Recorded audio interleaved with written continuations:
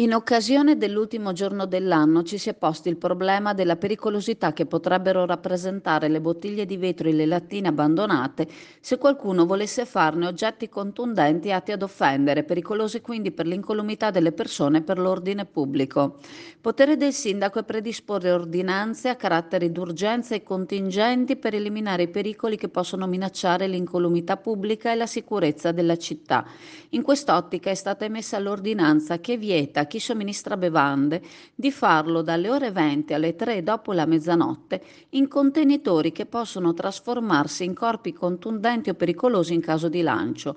Questo agli esercenti in sede fissa o ambulanti nelle seguenti vie: via Isonzo, via Umbria, via Trieste, piazzale Europa, piazzale Italia, piazza Todaro, in viale Veneto, in viale Padova, in viale Venezia, in via San Marco e in lungomare Adriatico. In caso di accertamento di una violazione, la sanzione pecuniaria prevista va dai 25 ai 500 euro. Il controllo del rispetto dell'ordinanza spetterà alla polizia locale e alle forze di polizia.